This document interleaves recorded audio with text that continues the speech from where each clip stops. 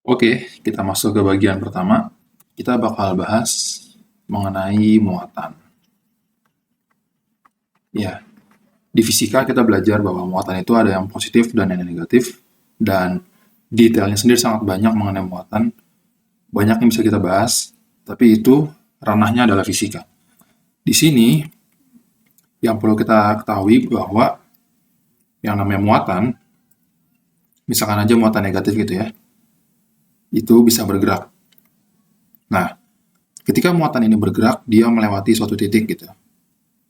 Misalkan ini titik yang kita observasi, kita perhatikan titiknya.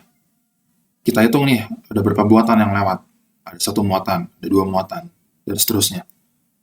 Nah, banyaknya muatan yang melewati titik ini per satuan waktu, oke, jadi banyaknya muatan yang melewati suatu titik ini per satuan waktu. Dan kalau kita tinjau waktu yang sangat singkat, jadi misalkan banyaknya muatan yang melewati suatu titik dalam 0,00001 detik gitu. Nah, artinya kalau kita ambil limit delta T menuju 0, ini yang kita definisikan sebagai arus gitu. Nah, ini di kalkulus kita bisa tuliskan ini menjadi bentuk diferensial. Oke? Jadi yang namanya arus itu didefinisikan sebagai perubahan muatan persatuan waktu.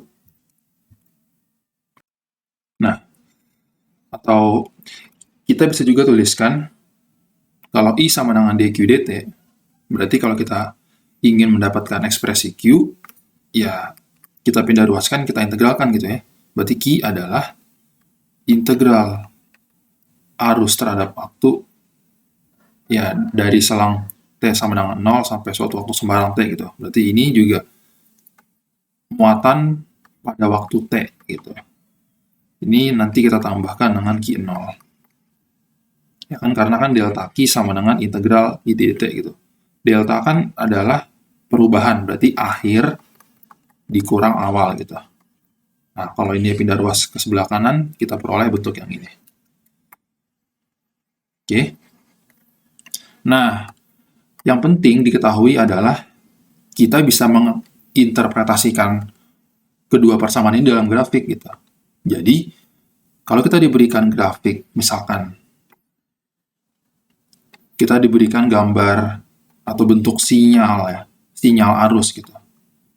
Nah, sinyal arus itu bisa macam-macam bentuknya, tergantung kita. Kalau bentuk sinyal yang seperti ini kita sebut dengan arus DC gitu ya, direct current, arus arah. Nah, kalau bentuk sinyal yang seperti ini, ya mungkin beberapa dari kalian sudah tahu dari SMA, ini kita sebut dengan arus AC, alternating current. Nah, lebih dari itu, sebenarnya bentuk sinyal arus itu bisa macam-macam. Ada yang kayak gini gitu, ada yang kotak gitu kan, dan terserah kita. Nah, dalam teori ini bisa kita nyatakan dalam fungsi nih. Arus bisa kita nyatakan sebagai fungsi terhadap waktu gitu. Nah, ya misalkan aja kayak gini ya. Ini fungsi sembarang nih. Suatu fungsi terhadap waktu ft gitu. Nah, apa sih interpretasinya? Kan ini kan grafik I terhadap T. Nah, kita tahu bahwa kalau integral itu kan integral tentu ya, itu menyatakan luas di bawah grafik gitu kan. Nah, berarti ini nih, misalkan kita fokus dari sini. Kita fokus daerah yang kuning ini. Nah, daerah ini adalah integralnya gitu. Nah, berarti ini apa? Ini itu adalah integral I dt kan, dari T sama dengan 0 sampai ya suatu waktu sembarang T gitu. Nah, berarti ini itu adalah sebenarnya delta Q itu, atau Q T dikurang Q0. Nah, kalau diasumsikan Q0-nya adalah 0, nah berarti ini itu adalah Q T gitu. Banyaknya muatan pada waktu sembarang, pada waktu T gitu. Oke? Nah, begitu juga sebaliknya. Kalau misalkan kita diberikan grafik, kita kali ini diberikan grafik bukan arus terhadap waktu, tetapi muatan terhadap waktu. Nah, sekarang udah bukan luas di bawah grafik lagi. Ini Q sama dengan FT. Nah, berarti gimana interpretasinya? I adalah dq dt gitu.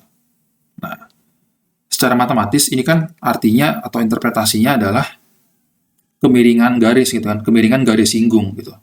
Nah, jadi di setiap waktu ini nih, di setiap waktu di grafik ini kan bisa kita singgung gitu ya. Ini garis singgungnya seperti ini, di sini garis singgungnya seperti ini, di sini seperti ini gitu. Nah, berarti pada sewaktu-waktu sembarang T gitu. Ini misalkan waktu sembarang T gitu ya. Kemiringan garis singgung ini, ya kalau kita punya garis, kita tahu kan apa itu kemiringan atau gradien gitu. Gradien kan by definition adalah perubahan ini, perubahan Y dibagi dengan perubahan X gitu. Nah, berarti ini gradiennya, atau kita bisa tuliskan F aksen T, itu adalah arus gitu, pada waktu T. Kayak gitu. Jadi itu interpretasi antara arus dan muatan. Nah, mungkin ada satu lagi yang perlu diperhatikan, yang perlu diketahui maksudnya. Kita kan sering kali ya dalam, misalkan kita punya suatu gambar rangkaian gitu, seperti ini. Sederhana aja, sederhana. Oke, jadi ini ada satu buah sumber tegangan, independen, dan juga satu buah resistor gitu. Nah, dari SMA kita tahu bahwa yang namanya arus itu, kalau kita punya baterai gitu ya, itu kita bilangnya dia mengalir dari kutub positif ke kutub negatif gitu. Berarti dia ngalirnya seperti ini. Gitu kan? Nah, tetapi ya sebenarnya detailnya sendiri itu kita nggak tahu ya, itu detailnya udah ranah mungkin fisika atom atau fisika nuklir gitu. Tapi kita tahu bahwa dalam atom itu muatan yang bisa berpindah-pindah kan adalah elektron ya. Karena kalau kita punya, iya ini sebenarnya interpretasinya kurang pas juga. Kita punya inti atom dan juga awan-awan elektron gitu. Nah, inti atom itu bermuatan positif, dia tetap di dalam. Sedangkan elektron dia bersifat mobile, dia bisa berpindah-pindah. Nah, berarti sebenarnya dalam kawat itu, dalam kawat kabel listrik, itu yang bisa, ya dalam tanda kutip, mengalir, itu adalah elektronnya gitu. Nah, berarti sebenarnya arah elektron itu seperti ini. Nah, jadi dia bergerak dari kutub negatif ke kutub positif gitu.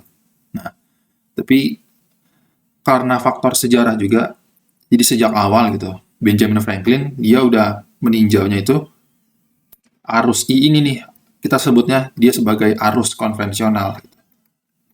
Oke, jadi itu sedikit hanya perlu tahu aja gitu. Jadi sebenarnya yang realnya dalam kasus nyata sebenarnya arus konvensional itu nggak ada gitu. Sebenarnya kan yang bergerak itu adalah elektronnya, tapi kita udah tetapkan perjanjian, kita buat arus konvensional yang mengalir dari kutub positif ke kutub negatif gitu. Oke, mungkin sekian dulu tentang arus dan juga muatan. Kita lanjutkan di bagian berikutnya.